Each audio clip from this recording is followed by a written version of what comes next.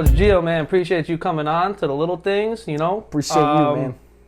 Hey, man, you're Parisi legend as a coach. You're in the Hall of Fame in my book. Oh, And appreciate it, man. I learned a lot from you, so I owe a lot of credit to you. So I wanted to bring you on to kind of talk and share your expertise. I know you have a lot of it. So biggest thing that I've been running into issues with in my career, and I'm sure you've run into similar issues, is the importance of sleep and recovery, and how most athletes don't do either of them. You know what I mean? 100%. Especially in the young stage, and you're at the collegiate level now, and I know you probably run into some issues with the college athletes. Either maybe they just don't know, or they don't care. Like, whatever the case is, you'll be able to talk on it. So just speak a little bit. First of all, share your background a little bit. You know. Yeah. Well, appreciate you for having me at the crib, man. We got the Giants. We got some Allen Iverson. We got some Knicks. Yes, sir. Well suited. But thanks for having me on, man. My background, Delaware State University down in Dover. Played football for 2 years. Had a lower back injury that kind of shut me down. Timetable to come back was too long. But I got into coaching then. I knew I wanted to be a strength coach. So I entered my senior year there. From there, I went to Parisi's from 2010 to 2015. Had a blast with you guys, you, RJ, Sully, Ramon, the boys. It was a great time, man. A lot of camaraderie, learned a ton. Yes, sir. And then from there, where did I go? Fairleigh Dickinson as a GA, got my master's there. Spent, a couple months at Rutgers football, interning from December to January. Got a call from Coach Wellman to come work for him at the New York Giants in 2017 as an intern strength coach. Go Blue. Go Blue. Had a blast, learned a ton, worked with some great people there. From there, I took my talents out to Fordham in the Bronx, where I currently am, and now going into my 4th year.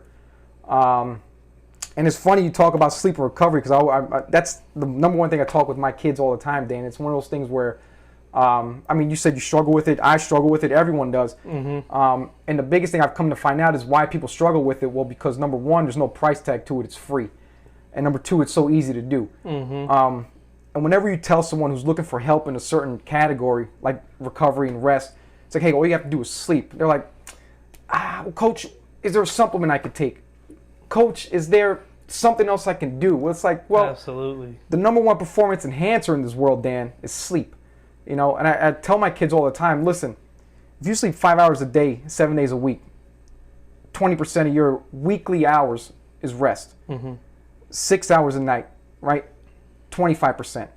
7 hours a night, 29%. Right? You see how the number increases. 8 hours a night, which is somewhat optimal, they say, is 33% of your weekly hours geared towards sleep, rest, and recovery.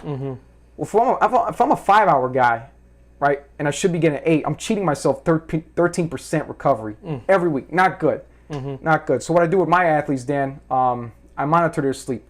Right, so I put them on a sleep cycle app. I'm just looking for some trends in timing that they go to sleep.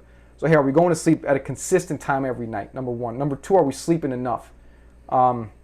If those two things ain't add up, listen, if we're sleeping at 10 p.m. one night, 2 a.m. the next day, 1 a.m. the next day, 11 p.m. the next day, the recovery is very inconsistent, right? The timing of sleep. Hey, are we spending somewhere between 7 and 8 hours a night sleeping? Upwards of 9, hopefully, for some elite people. And the last thing I look for is the sleep quality. Hey, is it restless sleep? Are we getting enough deep sleep? Are we getting enough REM sleep? If not, is sleeping interrupted? Then our recovery is being inhibited. So those are some things I started looking for at this point in my career with recovery. And I think that's way more important than training, because when you think about training and you go 100% during your sessions, 3 hours a week, right? That's only 3 out of 168 hours you get in a week, Dan. That's less than 2% of your weekly hours in training, right? 4 hours if you train 4 times a week. What's it like? Upwards of like 2.5% a week. So if you're not going 100% in your sessions, but you're recovering well, the adaptation is not there. If you're training excessively hard, but the rest is not there, guess what? The adaptation never happens, right? So life is about stress, and we'll get it all types of ways: mental, emotional, physical, right? Recovery and rest is where the adaptation occurs, not in the weight room, not in the on the field or on the track. That's where the training occurs. That's where the stress happens, right? The adaptation for strength, speed, development, rest. Yeah, that's exactly where it happens. You know what? I read a lot of books. I know you read a lot of books. One of my favorite quotes from Mark Ripeto's book is, you don't get stronger from lifting weights. No. You get stronger from recovering from lifting weights. Exactly, yep. So the adaptation doesn't occur in the weight room. It occurs post-weight room with what you do outside of the weight room. Exactly, yeah. So, I mean, that right there is huge. You could have the perfect weight training or strength or, athlete performance program. You could have the perfect program, but if you're not recovering, it doesn't matter what the program is. Doesn't matter. And it goes both ways. And then to go even deeper than that, talk about skill acquisition. Mm-hmm. So if you're learning techniques or techniques in the weight room, techniques on the field, your brain, in order to kind of write those codes, if you will, requires that sleep and recovery. 100%, man. And if you're one of those guys that's like, hey, you know, I'm going to learn a technique and I'm going to work on it and I'm going to continue to train and hey, coach, I don't think that was enough. I'm going to go do some extra stuff. All right, well, listen, hey, you better go relax your brain at some point, man, because it's almost like studying for a test. When you cram for the exam, what happens? You start getting these headaches. You start, you don't do too well. You don't memorize anything. Yeah. So, you know, goes back to your point, Dan. It's like, hey, if you're learning a new technique, you better give your brain some time to rest, give that nervous system time to rest, because at the end of the day, you know, muscular tissue can heal within 24 to 48 hours. Neural tissue, 72 upwards of 94 hours. You better relax that damn nervous system, man, because once that thing's fried, guess what, man? You don't want to reach the point of no return. Absolutely. You know, the point of no return. And once you get to that point, you're at diminished returns, you're working backwards, right? It's almost like you want to work that wave form. Hey, how can we ride these waves and get up higher and higher on the scale of athletic development? So, I mean, shoot, man. We could talk, you know, recovery tactics, recovery techniques, whether it be outside of sleep. You know, what else is there? People say foam rolling. You know, I don't believe foam roll is much of as a recovery tool as in, you know, aerobic type of workout would be. Yeah, I would say, in my opinion, foam rolling is more of like a temporary relief for certain issues. So, like, I mean, you're moving around fluids, things like that, but 30, 40, 45 minutes post foam rolling, you're probably going to be back to where you were prior to the actual foam roll. So, speak to this. You're at Fordham now. You spent some time at Rutgers. You spent some time with the Giants. So you've been with high-level athletes for a lot of your career. So with some of those high-level athletes, are they paying attention to these things like sleep?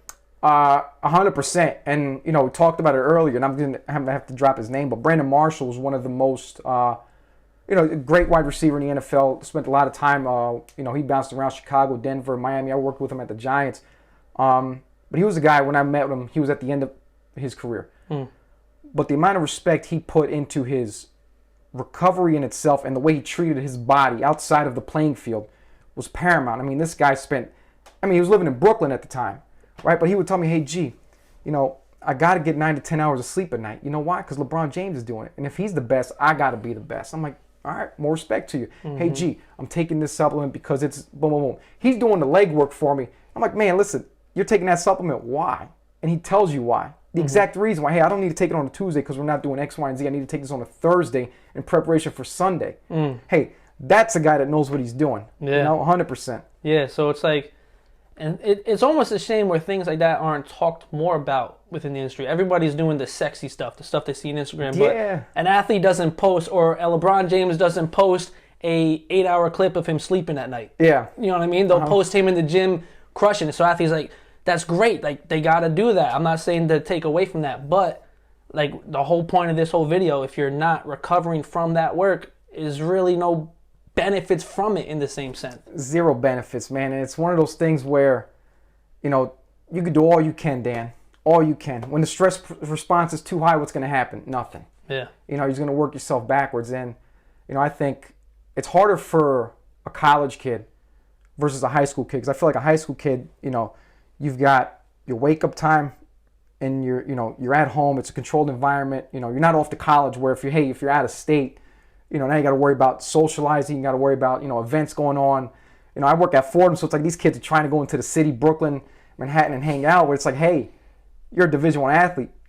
Treat yourself like a professional athlete. Yeah. You know, let the rest take care of itself. So I feel like for a high school kid, hey, my advice would be, you know, have a routine, go to bed, and wake up time. Now, if people say, hey, I have a hard time going to sleep, well, okay, let's build a routine to get us ready to bed. Hey, either read a book, you know, 5 to 10 pages, something.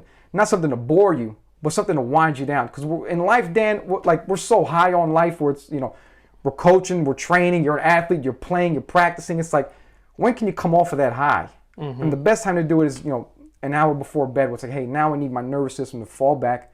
I need to rest and digest, and it's time to recover.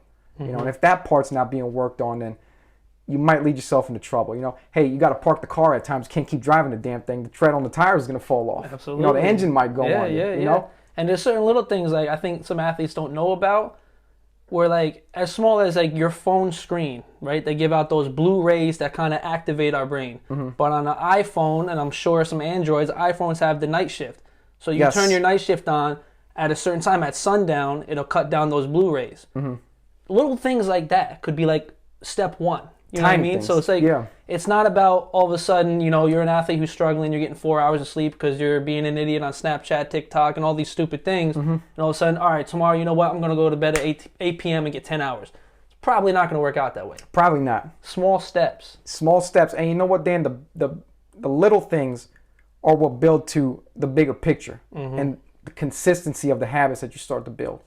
So like you said with the phone screen on the iPhone, hey, you know, blue light has been shown to just keep the mind awake, keep it working, you know.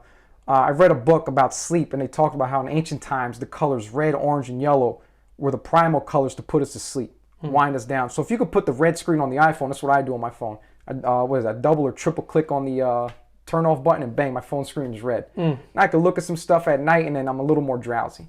Versus being a bright blue, you know, screen in my face where, hey, the sky's blue during the day. I have to be wide awake, man. You know, so just emitting those lights, small things.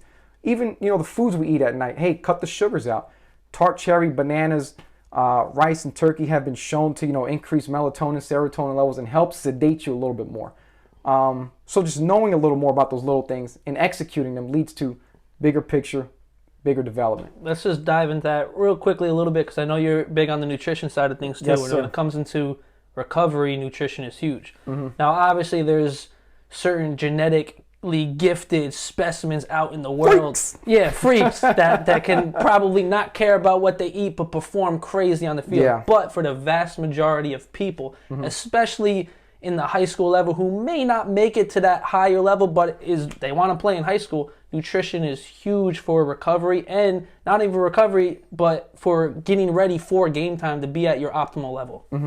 Well, I think the biggest thing with nutrition is it's like an oversaturated market now where it's like, hey, the protein. Well, what about the carbohydrate? What about the energy you need to start? I mean, carbohydrate, glucose, that's brain food. If you don't have enough in your body, well, guess what? Now your reaction time is down. Everything is down. And that even goes into the rest. If your rest is not good, your reaction time and all that stuff is down. Plenty of studies there. But with nutrition, you know, I always emphasize, you know, what type of proteins do you need to eat? It has to be lean. What type of fats do we need to eat? Have to be healthy, have to have high omega-3s in there for recovery, optimal neurological recovery as well as the nervous system. And then the carbohydrates, I mean, you know, a lot of people are on the fence, hey, no carb diet, you know, some carb, high carb diet. If you're an athlete, listen, you must consume all three, right? Carbohydrates for your energy, protein for the build, fat for, you know, being immune to stuff, being healthy, decreasing infection rates and you know, increasing recovery time. But the biggest thing, Dan, is the smaller minute things, the vitamins, your minerals, your vegetables, your fruit. And I think a lot of people neglect those because why? They're not sexy.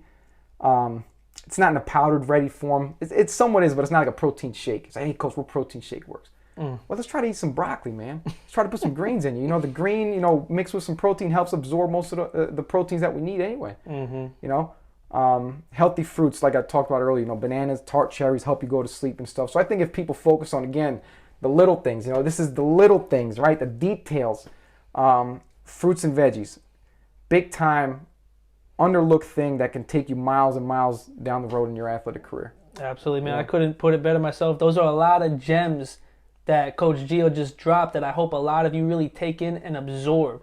So, you know, I end this the way I end everything. Everybody does the big things. Everyone goes to practice. Everyone goes to the game because they have to. It's easy. But what separates the average from the great is always the little things, Dan. The little things, Little Coach. things, brother. I appreciate you coming on. Appreciate you, man. Yes, sir.